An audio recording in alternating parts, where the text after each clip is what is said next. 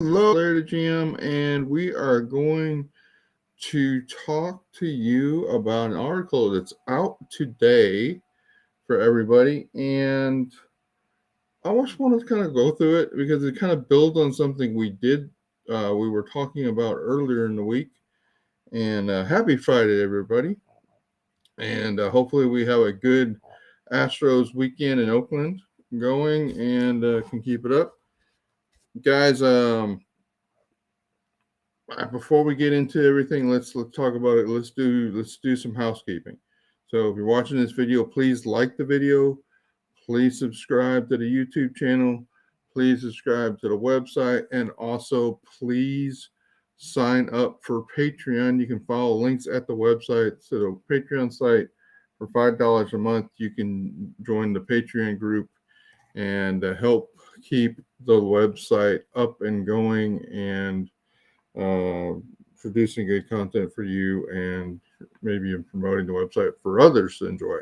All right, so I don't suspect because I didn't really invite the Twitter world to join. So I think I'm going to turn the chat overlay off so you can see the bigger screen. If we do get some folks here because they figure out that I'm on YouTube, they got notification, then we'll turn it on if they have questions. So we're going to talk about the concept of rest. And the article is titled Astros Pitching, Get Your Rest.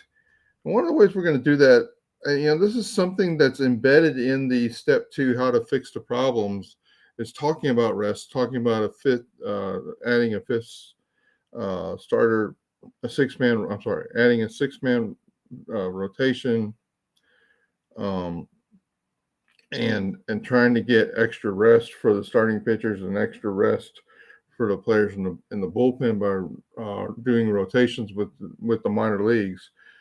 But what I wanted to do today, and I did it in this article, and I wanted to talk with you guys about it, is go through and compare to the 2022 season, when quite honestly this pitching staff was just incredible.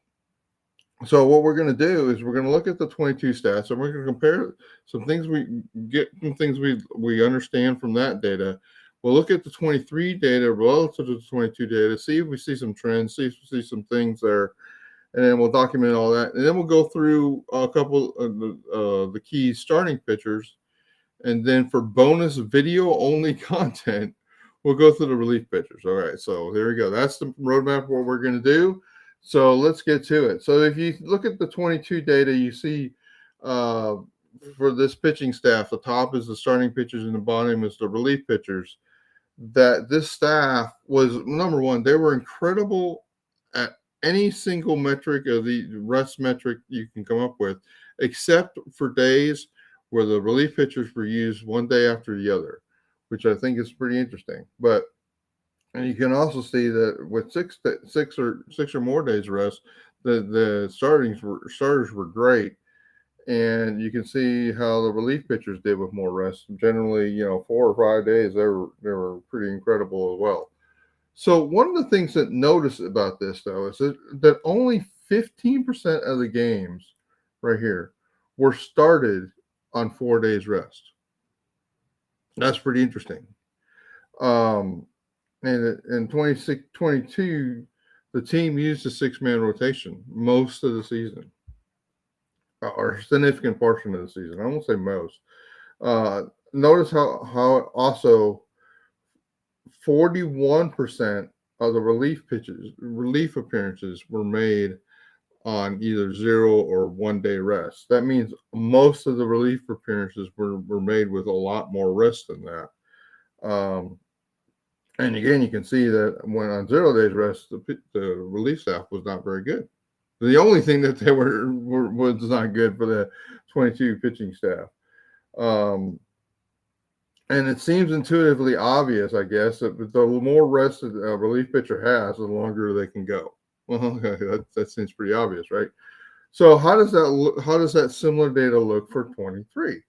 So you guys can go to the article and call this up, and maybe if you're following in the video, but you can bounce back and forth between those 2 years. But in 23, there's actually slightly less games on 4 days rest. Now that was a surprise to me. because my perception has been we've been running with a 5-man rotation a lot more than we did in 22. But there's also a lot more. There's significantly less 6 days rest versus the 22. In 22, there was 30% of the start were on 6 days rest, and in 23, it's only 20%. So what that's telling you is there isn't a set 6-man rotation where players are getting 6 days of rest. There's a lot of with an off day they're getting 6 days of rest. What there is a lot of in 2023 is basically 5 days off is what the 68% of the starts are in 5 days rest, and that's basically a 5-man rotation with the off days coming, which there's been quite a few off days, and so that's what you're seeing. What you also will notice, again, there's 17% of the start of the relief appearances on 0 days rest and 31 on 1 day. So that's 48% total in comparison of 41% the year before. Now, to me, that is significant. That's a 7% increase in relief appearances over a season. That's a lot of relief appearances that are occurring only on 1 day or less rest. Now, I would say that performance hasn't really suffered in those 1 day rest or no days of rest in the relief pitchers, but I will put a caveat: yet they could. I think it's the season. What we're seeing in general is pitching across the league is getting worse and worse as the season is going on, and I think that's going to be true of some of these other metrics that we're talking about here.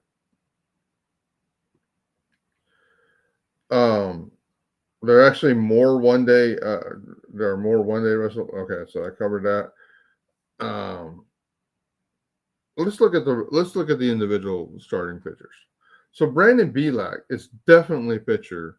Now he's only had 4 starts on 4 days rest, but look at these stats relative to his performance on 5 days of rest versus 4 days of rest, and more than 5 and 6 days of rest. It looks like he really needs to get the extra rest, and that would be important to understand. Like how can we get Belak 5 days of rest before he has to start? Javier, similar story. Now there's a pretty significant sample size here, guys.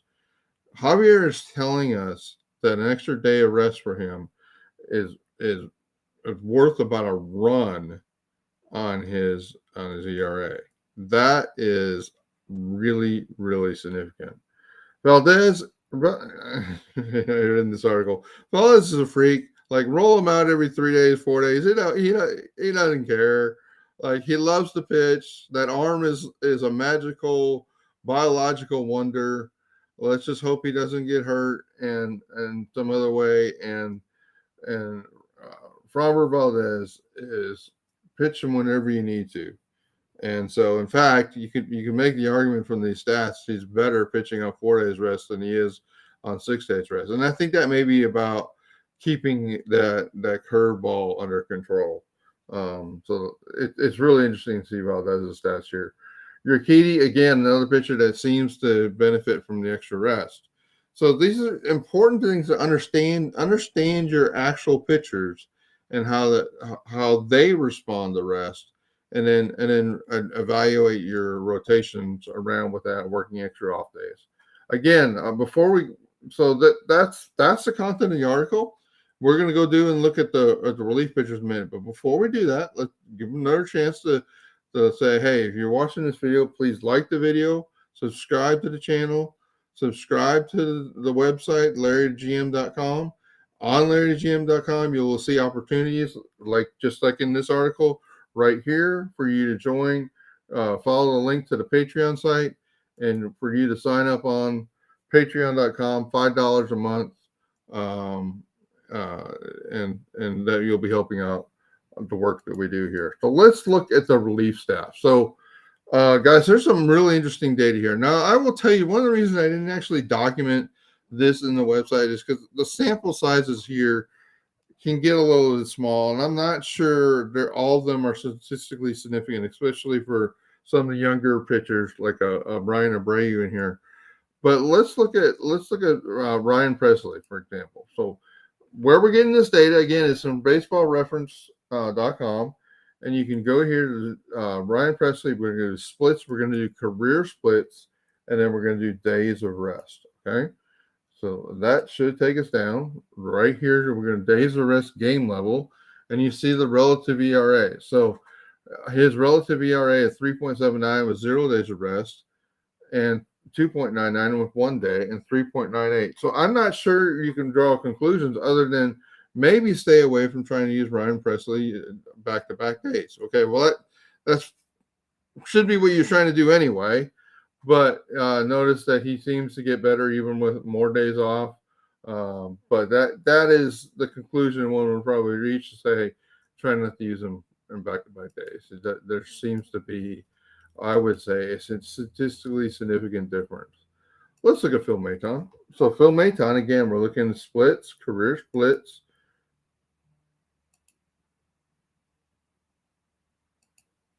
And days of rest. Days of rest games. Look at it. So he's actually had some game starts. One game he started. Probably as an opener. And you look at 3.22. So one could argue that Phil Maton does really well in back-to-back days. Okay, I'm not sure that's something you really want to do. In 1 day of rest, 4.29, 3.79 on 2 days of rest, and then it seems to get worse with some of these extended rest days, like 3 days, 2 days, 3 days, 3 days, 4 days, and six plus days.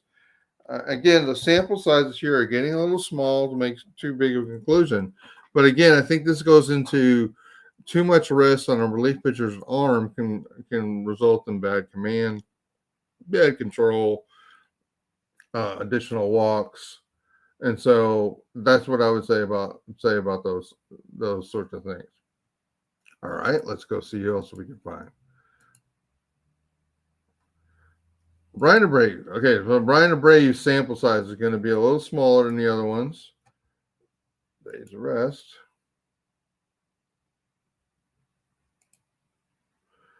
Again, smaller sample sizes here. We're talking about 47 innings and 1 day of rest. Again, this is a pitcher that you don't have to be that scared about using back-to-back days or even every other day. Brian Abreu, early on in his career, guys, you can just use him. But in fact, what this data may be telling you is extended layoffs are the thing really to watch out for Brian Abreu. And I think I've seen that. Like if he hasn't pitched in a few days and you're in a week, you're bringing him in. Brian Abreu's control is just not very good. So that's what I would say about Brian Abreu. Okay. Let's do Rafael Montero. This one's really interesting. Right, so Rafael Montero actually started his career as a starter. So we're going to see that split, those splits. So let's ignore the game started splits up there. Look at this now. Okay, I'm not going to get overly negative on our manager. But if there's one pitcher that I think he constantly gets used, and even on back-to-back days, it's Montero. And here you have 0 days rest for Montero, 5.06 ERA. That is telling you don't do that. Don't use Montero on back-to-back days if you would absolutely help it. 1 day of rest, he's very, very good. 2 days of rest, very good. The other thing I'll say that now this year, because of ineffectiveness, we've kind of put Montero on a shelf, and then like 3 or 4 days will pass, and then we'll say, okay, we'll give Montero a chance. So what this data is telling you is that's not good for Montero either. 3 days rest, 4 days rest, 5 days rest. These are bad stat matchups. Now, 5 days is not statistically significant sample size there, but 3 days rest, 6.65 ERA, guys. And it's just telling you can if you want to have Rafael Montero on your team, you can't just put him aside and come to him every 4 or 5 days. It won't work. That's not what his game is built around. So I thought that was really interesting. The two ways we tend to use Montero, either we fall in love with him and pitch him too much, or we hate him and we don't pitch him enough, and neither one of those are good for Rafael Montero's performance per the days of rest metric. Interesting to see this, isn't it? When you think about the way we use these pitchers, Hector Neris. Now I tell you guys, when I thought about like all the pitchers, I bet aren't going to be affected by this. It's going to be Hector Neris, and oddly enough, Hector Neris is probably the most classic distribution of this that you would want to see. Now this purely may be because Hector Neris has been a relief pitcher a long period of time. But this is actually what I would expect the data to look like. That one day, no days of rest, it's not quite as good as 1 day of rest. 2 days of rest is the best that there is. 3 days it starts getting worse. 4 days is worse. And then there's some anomalies with the long rest because there's not enough sample size. That is really interesting when you consider Hector Neris and like effectiveness. 2 days of rest, magical with Hector Neris. But overall, none of those are bad. It's just interesting to think that there you go with Hector Neris.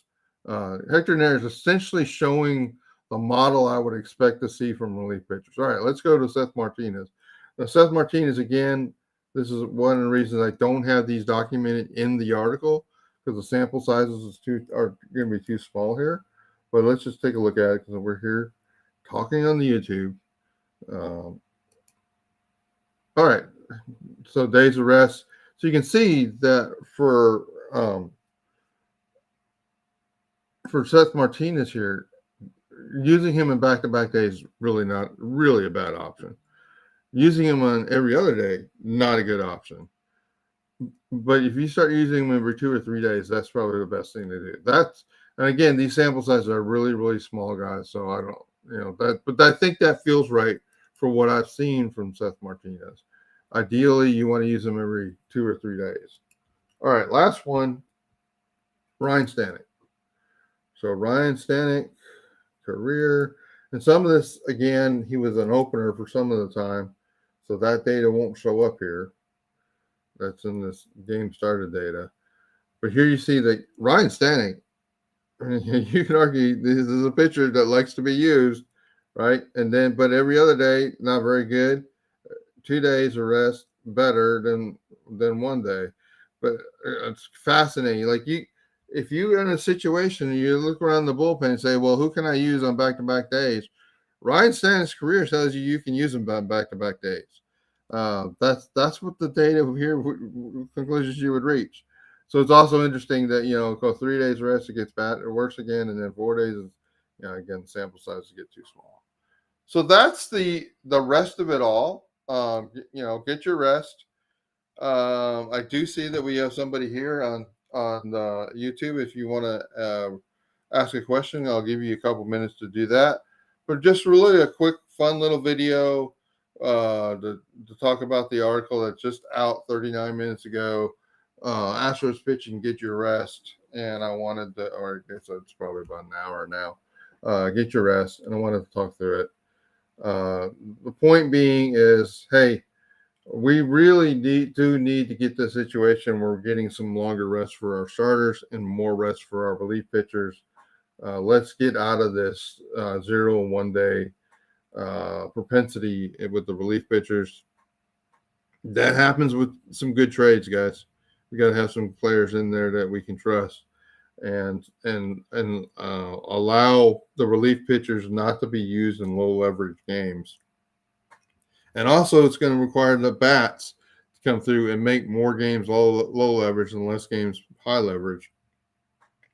There's no reason to be having a high leverage game with the Oakland A's, for example.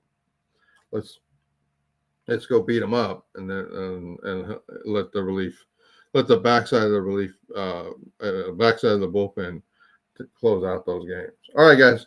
So there you go. That's the get your rest. Astros Pitching. Again, if you're watching the video, please like the video, subscribe to the channel, subscribe to the website, larrythegm.com, and follow the links to the Patreon, and please sign up to be a Patreon member. Thanks, guys. Have a good day. Have a good weekend. Let's go Astros this weekend. Let's put some games in between us. I guess will say this. It's interesting. I saw an article out today that said the Mariners may not be buyers. So that's what we're talking about with July being the golden opportunity, hoping that we could have some of these other teams in this division, especially because the Astros are playing all of them, put these teams in a position where they are not buying and maybe even they're selling. And so that helps the market. It helps the market if we can turn more buyers into sellers. It'll drop the price for us. Okay, guys, have a good day. Have a good weekend. Thanks. Bye-bye.